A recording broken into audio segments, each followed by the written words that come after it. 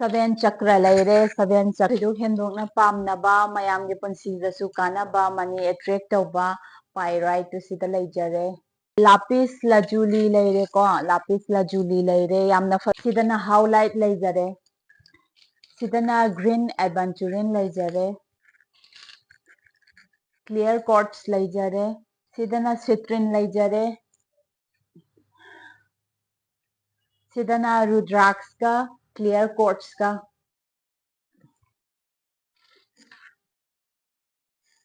aduga sidna moonstone leijare mayam 2024 su loisilakadaure aduga 2025 anauba chahi amasu lakadaure ado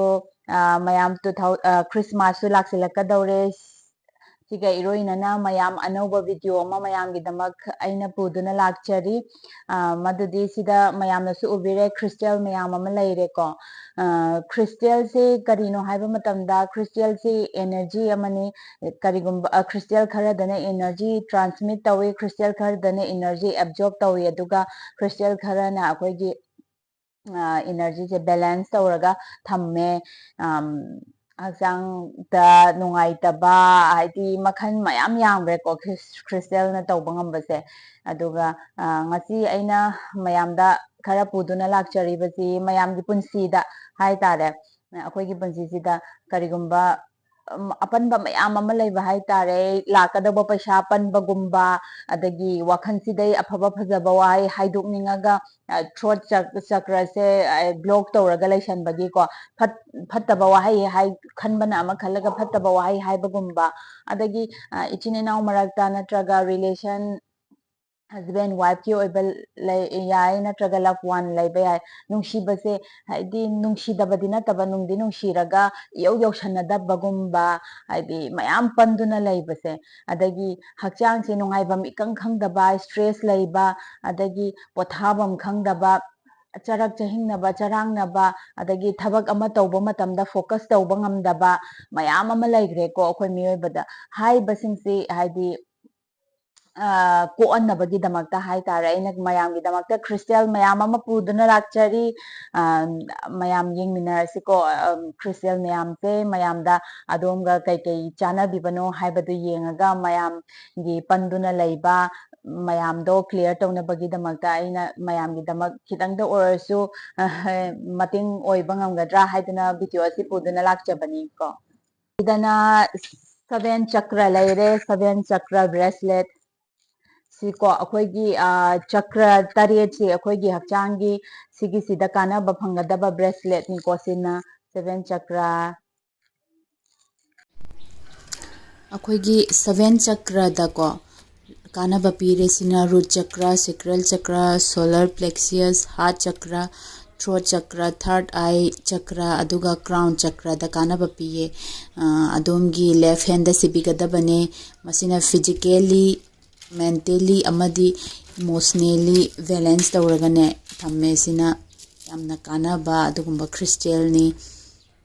sidina lapis lazuli leire ko lapis lazuli leire yamna fajaba crystal ni yengbadasu yamna ne fajaba akoigi bracelet oina sibada aduga magi masina throat chakra ga third eye chakra ga da kanaba piye aduga boost tawba inner peace su aduga self confidence hengal halle communication da thabakta focus hengat halle aduga prosperity ga good fortune ga su masina attract tawe sidana highlight leijare mayam sidana highlight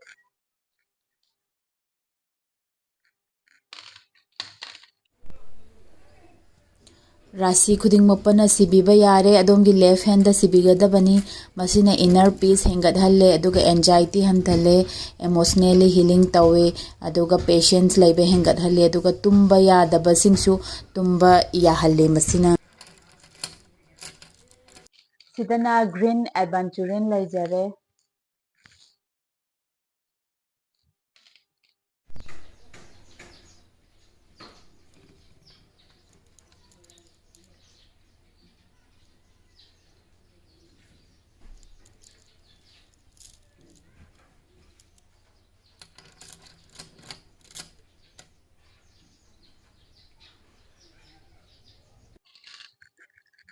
clear quartz ꯂꯩꯖꯔꯦ ꯃꯁꯤ birth sign ꯈꯨꯗꯤꯡꯃꯛꯄꯗ ꯁꯤꯕꯤꯕ ꯌꯥꯔꯦ left ꯍꯦꯟꯗ ꯁꯤꯕꯤꯒꯗꯕꯅꯤ ꯑꯦꯝꯄ꯭ꯂꯤꯐꯥꯏꯁ energy ꯐꯣꯀꯁꯇ ꯍꯦꯟꯒꯠꯍꯜꯂꯦ healing ꯇꯧꯔꯦ ꯑꯗꯨꯒ ꯑꯗꯣꯝꯒꯤ ꯑꯀꯣꯏꯕ environment ꯈꯨꯗꯤꯡꯃꯛꯁꯨ ꯁꯤꯅ ꯄ꯭ꯌꯨꯔꯤꯐꯥꯏ ꯇꯧꯔꯦ ꯁꯤꯗꯅ ꯍꯦꯃꯥꯇꯥꯏꯠ ꯂꯩꯖꯔꯦ ꯍꯦꯃꯥꯇꯥꯏꯠ ꯃꯁꯤ ꯑꯦꯔꯤꯁꯇ ꯁꯤꯕꯤꯒꯗꯕꯅꯤꯀꯣ ꯑꯗꯨꯒ ꯂꯦꯐ ꯍꯦꯟꯗ ꯁꯤꯕꯤꯒꯗꯕꯅꯤ ꯑꯗꯣꯝꯒꯤ ꯃꯁꯤꯅ ꯒ꯭ꯔꯥꯎꯟꯗꯤꯡ ꯇꯧꯔꯦ ꯄ꯭ꯔꯣꯇꯦꯛꯁꯟ ꯐ꯭ꯔꯣꯝ ꯅꯦꯒꯦꯇꯤꯚꯤꯇꯤ ꯀꯣꯟꯐꯤꯗꯦꯟꯁ ꯕꯨꯁ ꯇꯧꯋꯦ ꯏꯃꯣꯁꯅꯦꯜꯂꯤ ꯍꯤꯂꯤꯡꯁꯨ ꯇꯧꯋꯦꯀꯣ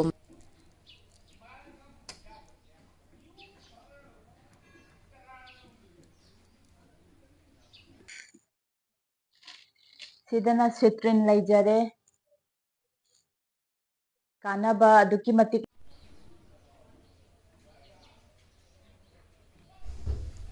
ꯑꯦꯔꯤꯁ ꯂꯤꯌꯣ ꯑꯃꯗꯤ ꯂꯤꯕ꯭ꯔꯥꯗ ꯁꯤꯕꯤꯒꯗꯕꯅꯦ ꯑꯗꯣꯝꯒꯤ ꯂꯦꯐ ꯍꯦꯟꯗ ꯁꯤꯕꯤꯌꯨ ꯃꯁꯤꯅ ꯋꯦꯜ ꯑꯦꯇ꯭ꯔꯦꯛ ꯇꯧꯋꯦ ꯑꯗꯩ ꯕꯨꯁ ꯀꯣꯟꯐꯤꯗꯦꯟꯁ ꯄꯥꯔꯁꯣꯅꯦꯜ ꯄꯋꯥꯔ ꯍꯦꯟꯒꯠꯍꯜꯂꯦ ꯄ꯭ꯔꯣꯃꯣꯠꯁ ꯄꯣꯖꯤꯇꯤꯚꯤꯇꯤ ꯑꯗꯨꯒ ꯒꯣꯜ ꯑꯃ ꯑꯦꯆꯤꯞ ꯇꯧꯕꯗꯁꯨ ꯃꯁꯤꯅ ꯌꯥꯝꯅ ꯆꯥꯎꯔꯕ ꯊꯧꯗꯥꯡ ꯑꯃ ꯄꯤꯌꯦ ꯑꯗꯨꯒ ꯄꯨꯟꯁꯤꯁꯦ ꯌꯥꯝꯅ ꯖꯣꯏ ꯑꯃꯗꯤ ꯍꯦꯄꯤꯅꯦꯁ ꯑꯣꯏꯕꯗꯁꯨ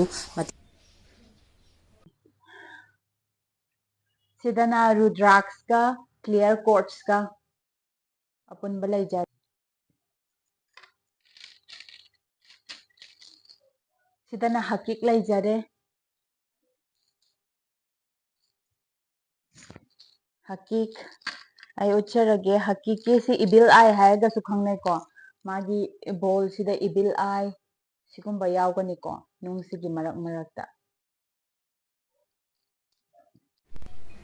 ꯃꯁꯤꯅ ꯔꯨꯠ ꯆꯀ꯭ꯔꯗ ꯀꯥꯟꯅꯕ ꯄꯤꯌꯦ ꯑꯗꯣꯝꯒꯤ ꯔꯥꯏꯠ ꯍꯦꯟꯗ ꯁꯤꯕꯤꯒꯗꯕꯅꯤ ꯏꯅꯔꯖꯤ ꯍꯦꯟꯒꯠꯍꯜꯂꯦ ꯀꯥꯝꯅꯦꯁ ꯔꯤꯗ꯭ꯌꯨꯁ ꯁ꯭ꯇ꯭ꯔꯦꯁ ꯑꯗꯣ ꯀꯟꯅꯦꯛ ꯋꯤꯠ ꯑꯥꯔꯠ ꯏꯅꯔꯖꯤꯗꯁꯨ ꯀꯟꯅꯦꯛ ꯇꯧꯋꯦ ꯑꯗꯨꯒ ꯅꯦꯒꯦꯇꯤꯚꯤꯇꯤꯗꯩꯁꯨ ꯃꯁꯤꯅ ꯄ꯭ꯔꯣꯇꯦꯛ ꯇꯧꯋꯦ ꯁꯤꯗꯅ ꯔꯣꯁ ꯀ꯭ꯋꯥꯔꯠꯁꯀ ꯑꯦꯀ꯭ꯋꯥꯃꯥꯔꯤꯟꯒ ꯂꯩꯖꯔꯦ ꯌꯥꯝꯅꯁꯨ ꯐꯖꯕꯅꯤ ꯈ꯭ꯔꯤꯁꯇꯦꯜꯁꯦ ꯑꯗꯨꯒ ꯃꯁꯤꯅ ꯄ꯭ꯔꯣꯃꯣꯠꯁ ꯂꯚ ꯑꯗꯨꯒ ꯍꯥꯔꯠ ꯆꯀ꯭ꯔ ꯕꯦꯂꯦꯟꯁ ꯇꯧꯋꯦ ꯏꯟꯀꯔꯦꯖꯦꯁ ꯄꯤꯁꯐꯨꯜ ꯑꯗꯨꯒ ꯏꯃꯣꯁꯅꯦꯜꯂꯤ ꯁ꯭ꯇꯦꯕꯤꯂꯤꯇꯤꯁꯨ ꯑꯣꯏꯍꯜꯂꯦ ꯏꯟꯍꯥꯟꯁ ꯃꯦꯗꯤꯇꯦꯁꯟ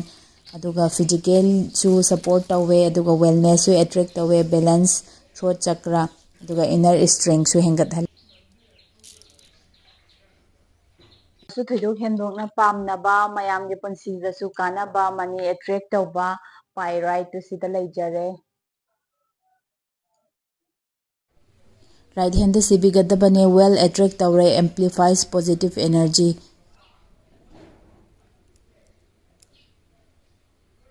ꯑꯗꯨꯒ ꯁꯤꯗꯅ ꯃꯨꯟꯁꯇꯣꯟ ꯂꯩꯖꯔꯦ ꯂꯦꯐ ꯍꯦꯟꯗ ꯁꯤꯕꯤꯒꯗꯕꯅꯦ ꯀꯥꯝ ꯏꯟ ꯑꯦꯚ꯭ꯔꯤꯗꯦ ꯂꯥꯏꯐ ꯑꯗꯨꯒ ꯅꯨꯄꯤꯒꯤ ꯍꯣꯔꯃꯣꯅꯦꯜ ꯍꯤꯂꯤꯡ ꯇꯧꯕꯗꯁꯨ ꯐꯩꯌꯦ ꯑꯗꯨꯒ ꯏꯟꯀꯔꯦꯖ ꯏꯟ ꯅ꯭ꯌꯨ ꯕꯤꯒꯤꯅꯤꯡ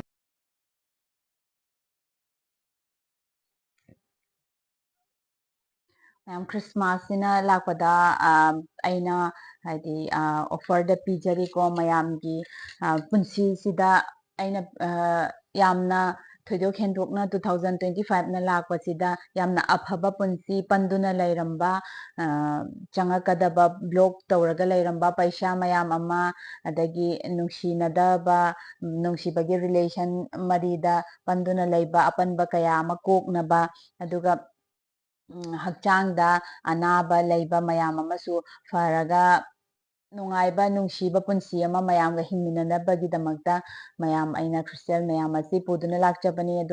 ꯑꯗꯣꯝꯒꯤ ꯆꯥꯅꯕ ꯈ꯭ꯔꯤꯁꯇꯦꯜꯗꯨ ꯌꯦꯡꯉꯒ ꯑꯗꯣꯝꯅ ꯂꯩꯕꯤꯌꯣ ꯃꯐꯝ ꯑꯩꯒꯤ ꯌꯨꯝꯗꯒꯤ ꯑꯗꯨꯝ ꯐꯪꯒꯅꯤ ꯑꯩꯒꯤ ꯌꯨꯝꯒꯤ ꯑꯦꯗ꯭ꯔꯦꯁꯁꯤ ꯑꯩꯒꯤ ꯃꯈꯥꯒꯤ ꯗꯦꯁꯀ꯭ꯔꯤꯞꯁꯟꯗ ꯁꯣꯏꯗꯅ ꯍꯥꯞꯆꯔꯝꯒꯦ ꯑꯗꯨꯒ ꯑꯩ ꯍꯧꯖꯤꯛ ꯍꯧꯖꯤꯛ ꯂꯩꯖꯔꯤꯕꯁꯤꯅ ꯑꯩ ꯀꯛꯆꯤꯡꯗꯅꯤ ꯀꯛꯆꯤꯡ ꯃꯣꯏꯕꯨꯡꯈꯣꯡꯕ ꯄꯔꯦꯡ ꯃꯩꯈꯥꯏ ꯂꯩꯀꯥꯏ ꯑꯗꯨꯒ ꯑꯩ ꯑꯦꯗ꯭ꯔꯦꯁꯁꯨ ꯃꯈꯥꯗ ꯍꯥꯞꯆꯒꯦ ꯗꯦꯁꯀ꯭ꯔꯤꯞꯁꯟꯗ ꯑꯗꯨꯒ ꯃꯌꯥꯝ ꯀꯛꯆꯤꯡ ꯑꯅꯛꯄꯗ ꯂꯩꯔꯒꯗꯤ ꯁꯣꯏꯗꯅ